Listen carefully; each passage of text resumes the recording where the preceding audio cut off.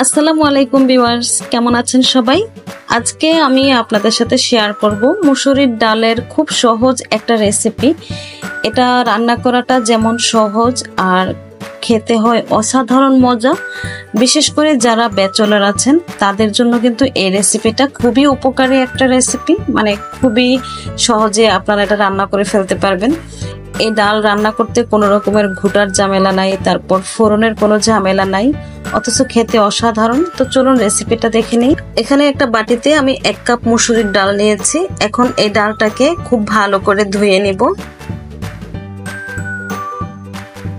হাত দিয়ে খুব ভালো করে কষলে কষলে ডালটাকে কয়েকবার ধুয়ে নিতে হবে।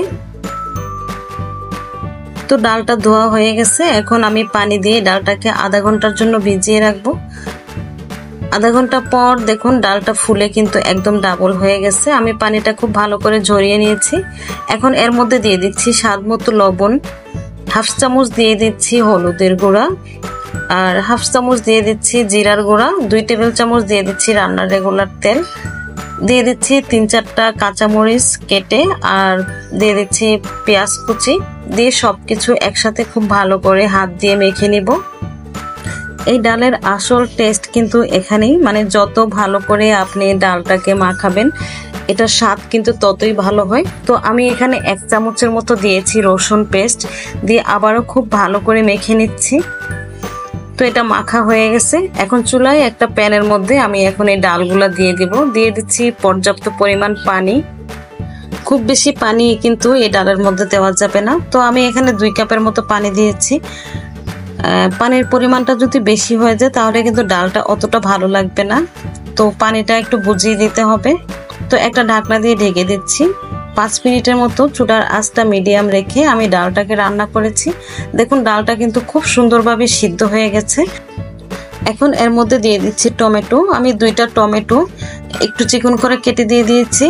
দিয়ে একটু নেড়ে চেড়ে দিচ্ছি, তারপর আবারও ঢাকনা দিয়ে দিব। এখন আর বেশিক্ষণ এই ডালটা চুলাতে রাখবো না, ডালটা কিন্তু হয়ে গেছে। আর পানিটাও মানে একদম ঠিক মতোই আছে। এটা যখন ঠান্ডা হবে আর একটু গাঢ় হয়ে যাবে, তো এ পর্যায়ে আমি দিয়ে দিচ্ছি ধনেপাতা কুচি। ধনেপাতাটা দিয়ে তারপর একটু নেড়েচেড়ে মিশিয়ে তারপর চুলা থেকে নামিয়ে নিব।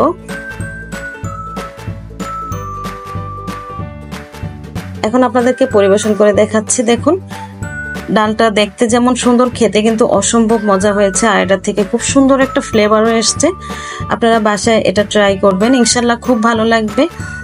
তো ভিডিওটা আপনাদের কাছে কেমন লেগেছে প্লিজ কমেন্টে জানাবেন। রেসিপি ভালো লাগলে লাইক কমেন্ট শেয়ার করে আমার চ্যানেলটাকে সাবস্ক্রাইব করে পাশেই থাকবেন আশা করি।